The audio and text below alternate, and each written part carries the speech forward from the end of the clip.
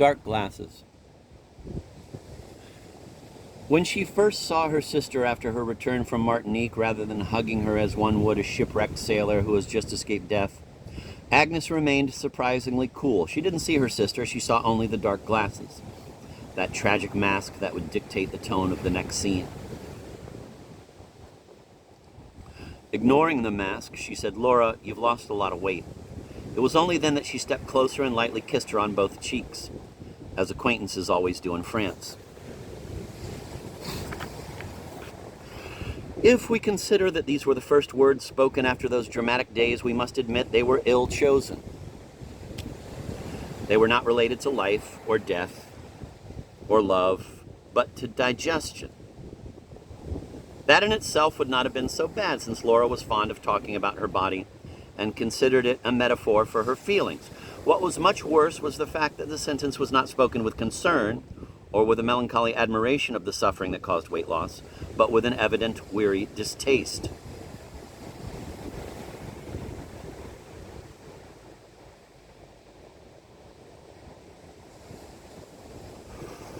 There is no doubt that Laura accurately caught the tone of her sister's voice and realized its significance, but she too pretended that she didn't guess what the other was thinking and said in a voice full of pain, "Yes, I lost 15 pounds. Agnes felt like saying, "Enough, enough, this has gone on far too long, stop it," but she controlled herself and said nothing. Laura lifted her arm. "Look at this. Can this be my arm, this stick? I can't wear a single skirt. They all slip down to my knees, and my nose keeps bleeding." As if to demonstrate the truth of what she had just said, she tipped her head back and blew loudly through her nose. Agnes watched the thin body with uncontrolled distaste, and this idea occurred to her. What happened to those 15 pounds that Laura lost? Did they disperse into the blue like used-up energy? Or did they follow her excrement into the sewer? What happened to the 15 pounds of Laura's irreplaceable body? In the meantime, Laura took off her dark glasses and put them down on the mantelpiece of the fireplace she was leaning against. She turned her swollen eyelids toward her sister, as she had turned them a moment earlier toward Paul.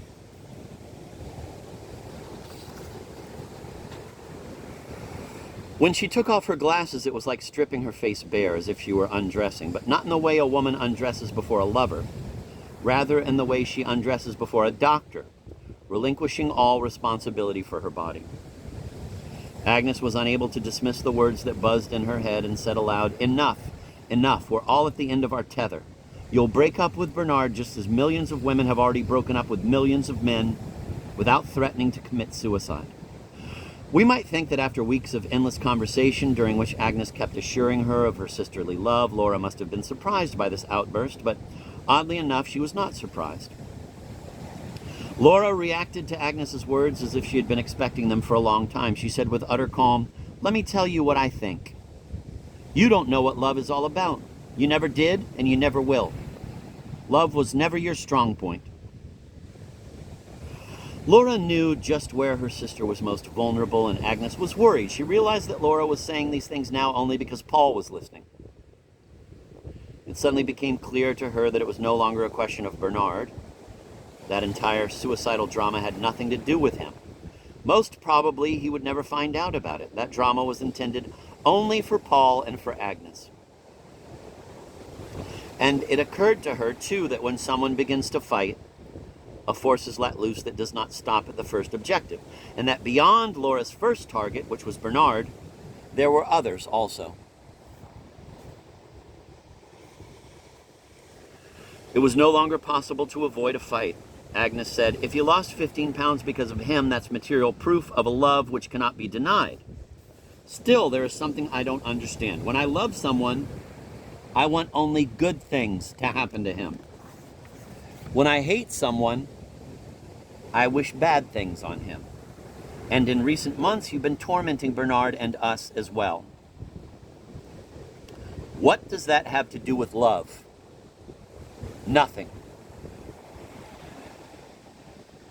Now, let's imagine the living room as a stage. To the far right, there is a fireplace. Opposite, a bookcase on the edge of the stage. In the background, the center of the stage is taken up by a couch, a coffee table, and 2 armchairs. Paul is standing in the middle of the room. Laura is by the fireplace, keeping her eyes fixed upon Agnes, who is standing only a few steps away. Laura's swollen eyes are accusing her sister of cruelty, insensitivity, and cold-heartedness. While Agnes was speaking, Laura kept retreating backward to the middle of the room toward Paul, as if trying to express by this movement her astonished alarm at her sister's unfair attack. When she came within a step or two of Paul, she stopped and repeated, "You don't know what love is all about."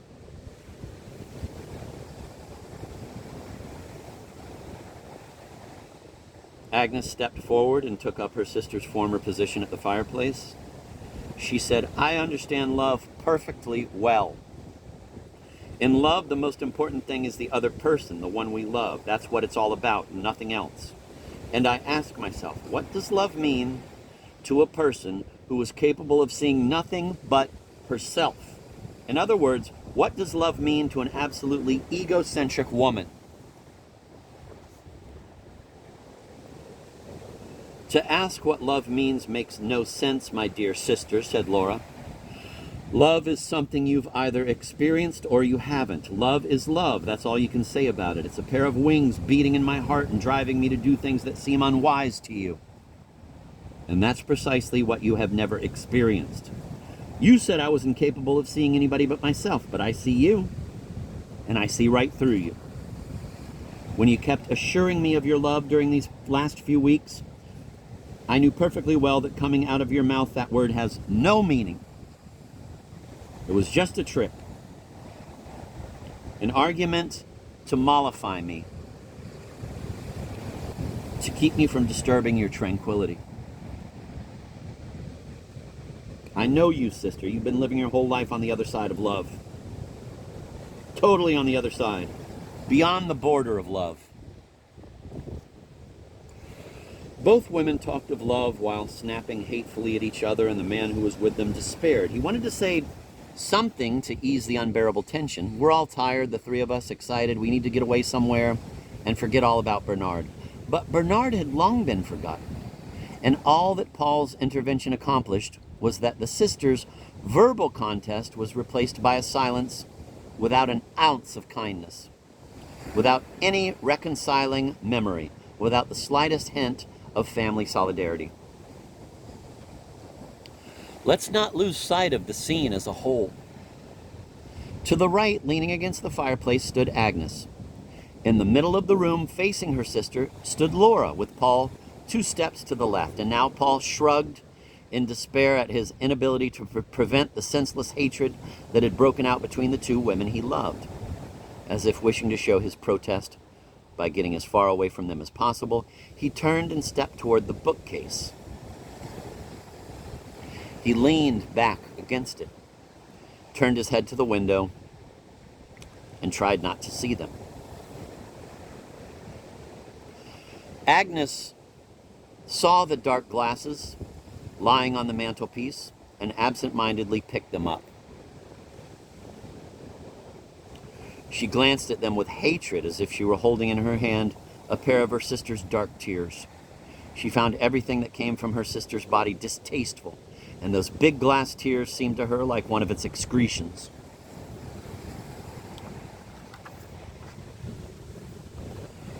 Laura looked at Agnes and saw her glasses in her sister's hands. She suddenly felt a need for them. She felt a need for a shield, a veil that would cover her face from her sister's hatred. Yet she couldn't make herself take the 3 or 4 steps needed to reach her sister enemy and take the glasses out of her hands. She was scared of her. And so she savored with a kind of masochistic passion the vulnerable nakedness of her face, marked with the traces of her suffering. She knew perfectly well that Agnes couldn't bear Laura's body, her speeches about her body and about the 15 pounds she had lost. She knew it by feeling and intuition, and perhaps it was precisely for this reason, out of spite, that she now wanted to be as much of a body as possible, an abandoned, discarded body. She wanted to place that body in the middle of their living room and leave it there, to let it lie there heavy and motionless, and if they didn't want it there, to force them to pick up that body, her body, to force one of them to take it, one by the arms, the other by the feet, Carry it outside and drop it behind the house the way people secretly dispose of useless old mattresses late at night.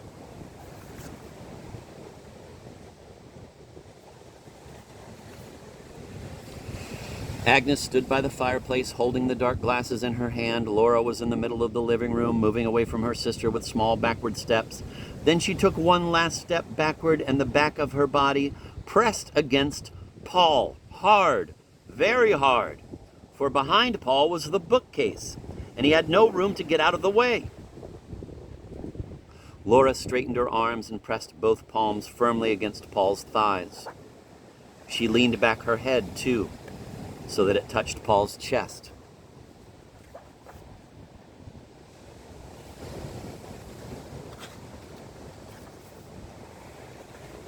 Agnes is on one side of the room, holding Laura's dark glasses, facing her on the other side like a pair of statues. Laura is standing pressed against Paul. Both of them are motionless as if made of stone. Nobody says a word.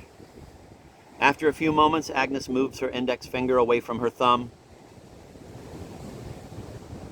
The dark glasses, symbol of her sister's sorrow, those metamorphosed tears, drop to the tiled floor in front of the fireplace and break.